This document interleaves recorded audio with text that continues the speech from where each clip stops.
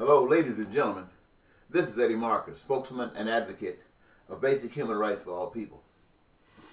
I've been in the hospital several days and I haven't been able to post anything for you relative to the spiritual journey that I'm walking, sharing, and haven't been laying down and given a chance to think, given a chance to reflect. I come up with some interesting stuff that I want to share with you. I want to talk of the subject matter as in heaven, so on earth. As in heaven, so on earth. I heard a political leader say that the world is an arena, not a community. And that basically explains what the world is. And those who put themselves above God or claim to be God, this is the way they see it. An arena. Basically meaning that all the nations of the world, this is what this person was speaking of, and that has the reference also to individual people or races of people. They're in this arena and they're competing against one another. What are you competing for? Power. To rule. To be first. To be number one. To be number one, to be first at the expense of everybody else. An arena of competition. That represents the world. Can you see that? You see how simple that is? When you speak about community, they say it's not a community. In community there is cooperation. In a community there's respect for one another. In a community there's love. In a community there's peace. In a community everyone's a winner. In a community there's prosperity. In a community there is joy. In the world there is what? I don't know what to call it, but very rich in wealth and whatever they can do and achieve and acquire in their own minds, and everybody else under that, all the way to the worst that you can imagine. That is in the arena. So, you would think that anybody, anyone that knew anything about something outside of the arena would do so. But how can that be feasible? When in the arena you learn how, in fact, you've heard many people say that angels falling from heaven looked down on the earth and saw these beautiful women, you beautiful women, and couldn't pass you up. I'm speaking to you in the language that you understand. I'm not speaking to you in biblical terms. And they came down and became greater lovers for you than the men that perhaps were among you. And they produced what? Shapeshifters. And some people say just demons. And what are they about? They are, well, why were they kicked out of heaven? I'm not saying this, ladies and gentlemen, is real. I'm just giving you a picture that maybe you can focus on. To create a power base outside of truth. In other words, fed on deception. Now you have people in power who recognize that, and this is why they are in power. Sometimes they want to pretend like they are the solutions for everything. Here again, the evidence of their activities in that pursuit of power in that arena. You hear of wars, terrorism, people putting bombs on them, blowing themselves up. And most of them do these things thinking that they are doing what is right. And they are doing what is right for their philosophical beliefs in a deception. Because they do not know the truth. How do you know if they know the truth or not? Well, then you say, one person act one way, another person act another way. Well, what is the truth? Is their truth your truth? Or what truth do you choose to be a part of if all are true? Can they all be true? Can the same truth for the community be the same truth for the arena? If the arena says one thing and the community says another, then one truth cannot be the same truth for the other. They have their own individual truths. What does one produce and what does the other produce? You have choice, one or the other. Each requires a conduct, and each requires the truth of their conduct. Lying, cheating, stealing is the truth that will produce crime and violence and terrorism and war and poverty. Love and kindness and treating people like you want to be treated is the truth that will produce peace, prosperity, and joy. Well, I heard there was a leader who's in the arena, who's advocating for the arena. And he wants to perpetrate, well, a continuation of the lies that have been perpetrated since he's been in office. Went into office under some strange, peculiar circumstances. Going out to the world, talking to world powers at a level in the front of the cameras and behind the scenes or whatever, offering a telephone number. This arena player believes that everybody is corrupt. And in the arena, everybody is corruptible. In the arena, everybody is corruptible. Everybody's corruptible. This politician knows that. And the world knows that. That's why they want to bug everybody, they want to tap everybody, they want every piece of information they can get on everybody, because everybody's corruptible and everybody's probably doing something that's, well, you can't get outside the corruption. Even in your perfection, under the standards of the world, you are corrupted. Even if you're not doing anything but allowing corruption to persist. So you get the phone number, and you make a phone call, or they call you, and you talk about some strategies that's hidden from the public, and you make some trade-offs. That's what that phone call is all about. That is what the activities of the arena, the we are first, we're the best, we are the greatest, that attitude in the arena. But when it comes down to community, when it comes down to as in heaven, so on earth, that's that community. You see, here, the expression of love is key. Meaning, it's not just about me, it's about us and what we can do together and what we are going to do together as what we have done together. This is what people call, and I want to say this for people who go to church, heaven. Thy will be done on earth as it is in heaven. You say there's no sickness in heaven. You say that people walk around singing holy songs and eating honey and drinking milk. That's the attitude that we have created for ourselves or accepted by those who don't know what goes on in heaven. And as a consequence, I think it's safe to say that very few of us know of what's going on in heaven. I don't care what we say, what we claim, we have no idea of what's going on in heaven unless heaven shares with us what's going on in heaven. That indicates that having seen, we have chosen, and having chosen, we are walking accordingly. And it becomes evidence. I want to say one thing, ladies and gentlemen, and this is what I have found to be true. You've heard it said that the angels were in heaven and they were kicked out because they violated some rules.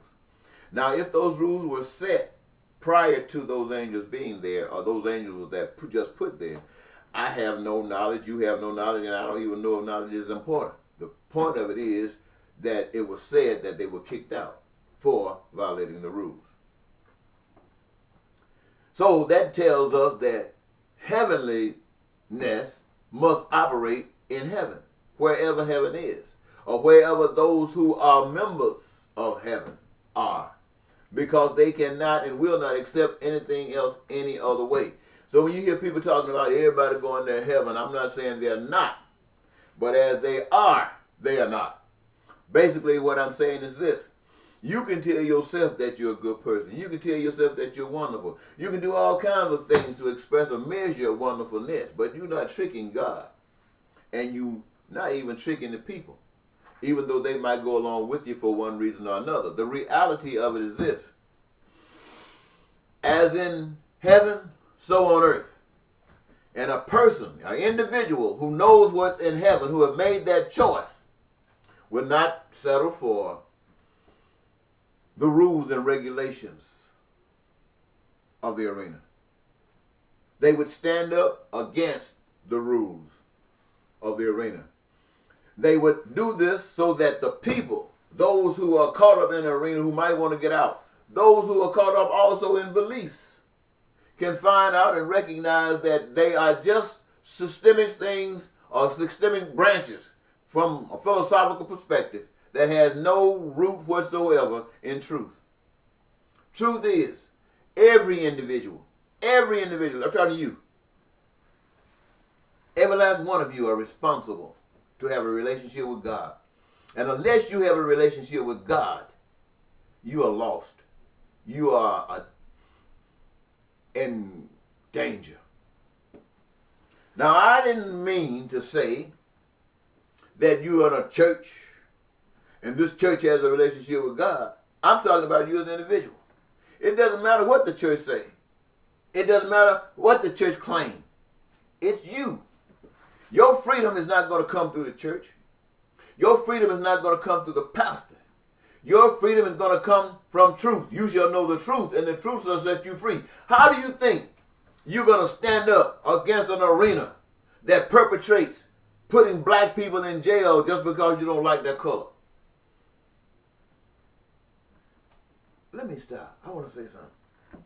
The other day when I was in the hospital, I was watching the news and I was thinking about how essential health care is for all people. At least it is in community. It might not be in the arena. But in heaven, health care is very important.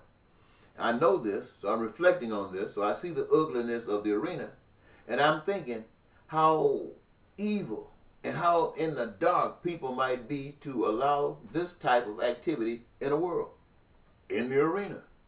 How can they go along with it? In the arena. I'm thinking about this kind of stuff. And when I'm being released from the hospital later on that day, with these thoughts in my mind, I get on the elevator, and I look at another group of people who will come on the elevator. You know, when you look at a black person, you know a person is black. You know a person is black by his shade, by the color. Sometimes it might trick you, but there are so many signs that you can look at a person and identify what we call black. Well, you can identify poor, trailer trash, what do you call? Trailer park trash, white trash, trailer park trash. You can identify them the same way because that's the how they have been described and labeled is what you see. And this other group of people, to me, represented that. And I thought to myself, I looked at them, and I thought they were in the same boat that black people are in. They had recognized that it didn't matter whether you were a Democrat or whether you were a Republican. Their status was going to always be poor, trailer park, white trash. And they are fed up with it. And they made the decision that Donald Trump was the answer. They didn't know whether Donald Trump was lying or not. They just said, he's different. He made it. He will care about us. Let's give him a shot. And they gave him a shot, and he's not doing anything for anybody. They're finding out, as everybody else is, that he's the greatest liar of all. That's why he tricked the whole nation. And as he's being exposed and discovered for what he is, rather than people just trying to wake up, You're trying to find some people to justify their association and continued association with him. That's what happens in the arena. The most you can get out of the arena is a belief. And a belief will take you nowhere but where you're being led. The only thing that can free you is the truth.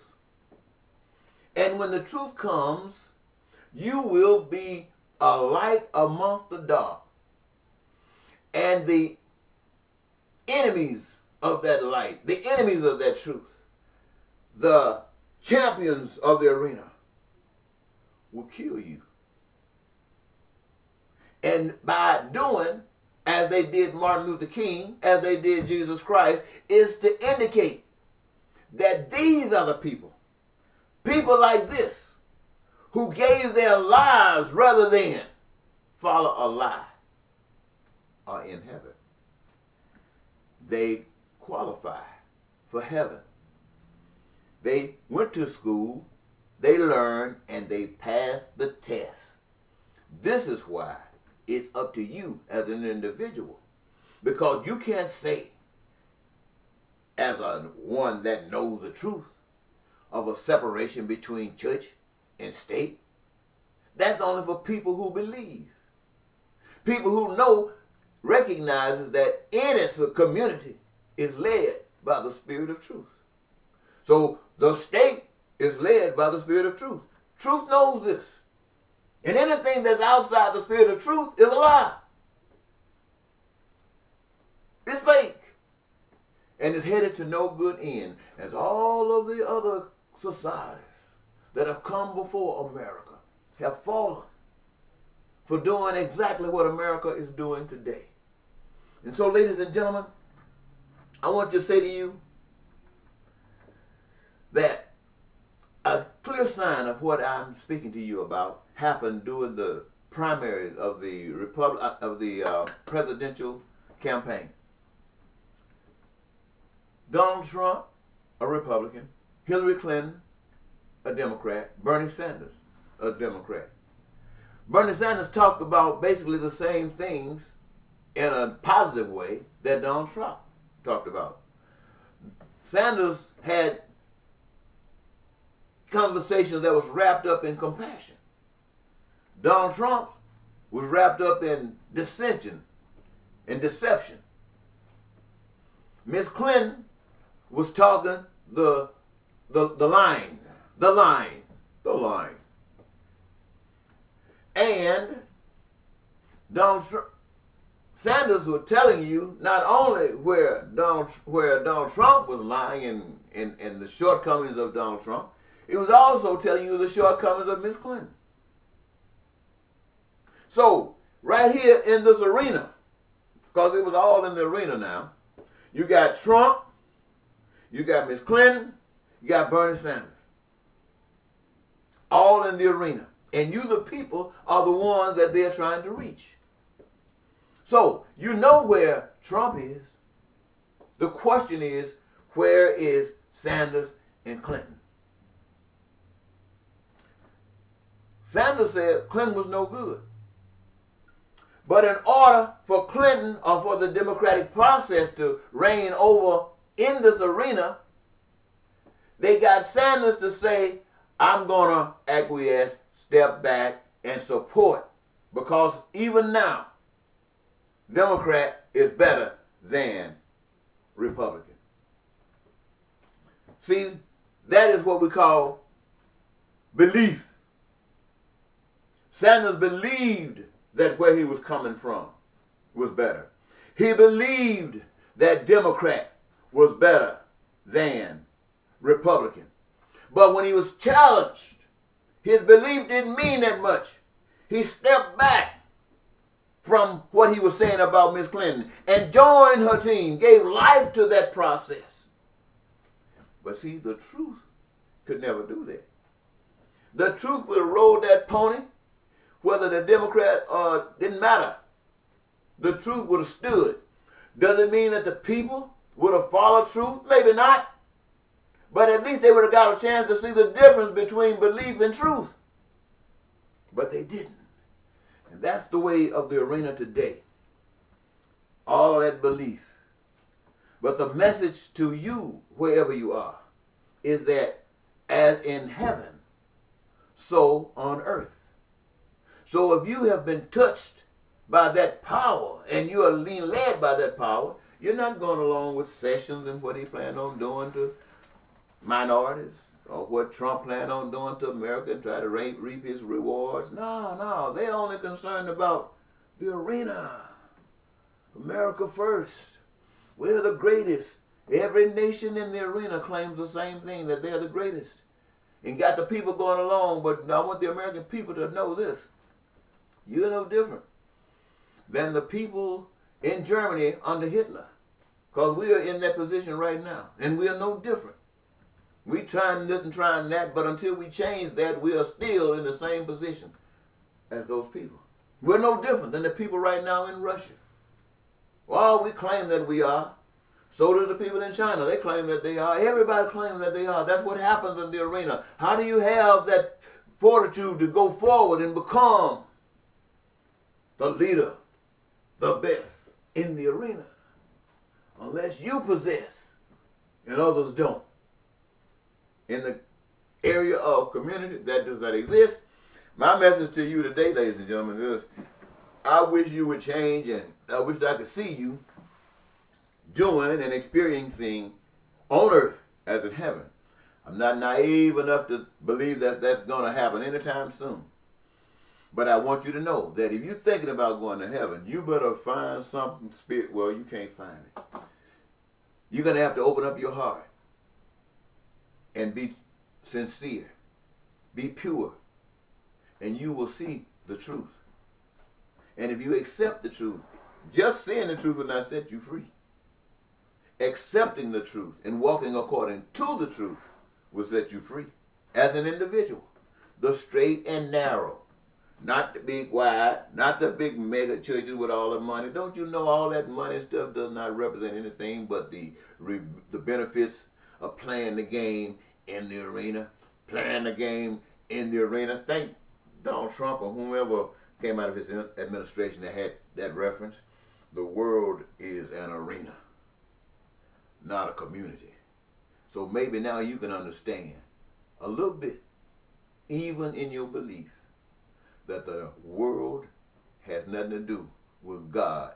It's all about the anti-God. Until next time, this is Eddie Marcus saying bye-bye.